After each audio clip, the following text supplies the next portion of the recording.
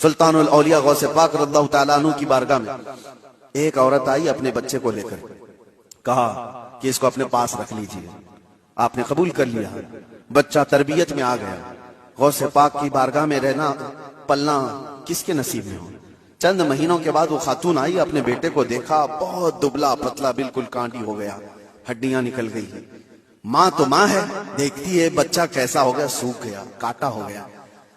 تو اس نے دیکھا کہ غوث پاک کہاں ہے، جا کر کے دیکھتی ہے اندر تو غوث پاک کے دسترخوان پر اچھی اچھی غذائیں تھی، کچھ مرغ گوشت وغیرہ رکھے ہوئے تھے، اور یہ بوڑھی عورت کا بیٹا سوکھی روٹی پانی میں بھگو کر کھا رہا ہے، کونے میں بیٹھا ہوا۔ اب ایک ماں کو لگے ہی بات، خود اتنا اچھا کھانا کھا رہا ہے، میرے بیٹے کو پرورش میں رکھیں، کیسا کھانا کھلا رہے ہیں اس کو۔ اس عورت نے کہا یہ کیسی تربیت ہے سیدنا عبد القادر، یہ کیا ہے، میرا بچہ تو ایسا ہے۔ آپ نے جواب کچھ نہیں دیا۔ تھوڑی دیر کے بعد کھانا ختم ہونے کے بعد ان ہڈیوں کو ایسے جمع کیا اور کہا قم باذن اللہ، اللہ کے حکم سے اڑ جاؤ۔ ایک مرغی پھڑ پھڑاتی ہوئی کھڑی ہوگی۔ ہاں آپ نے کہا کہ جب تیرا بچہ اس قابل ہو جائے تو وہ بھی روز مرغے کھائے۔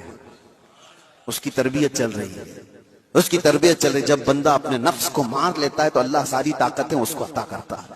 اللہ کے لیے جب بندہ دنیا چھوڑ دیتا ہے تو اللہ اس کا ہو جاتا ہے۔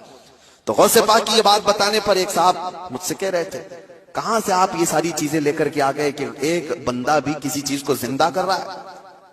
انہوں نے یہ نہیں دیکھا کہ غوث پاک نے کیا کہا، اللہ کے حکم سے اٹھ جا۔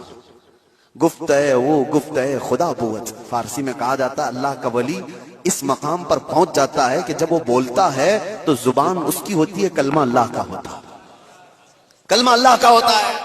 غوث پاک کی اس کرامت پر اعتراض کرنے والے، تمہیں پتہ نہیں مردوں کو زندہ کرنا، اگر یہ صرف اور صرف آپ یہ کہتے ہیں کہ اس کی وجہ سے شرک ہو جائے گا، شرک کا عقیدہ، اللہ کا کام یہ زندہ کرنا اللہ کا ہی کام ہے، لیکن اللہ اگر کسی کو یہ طاقت دے دے تو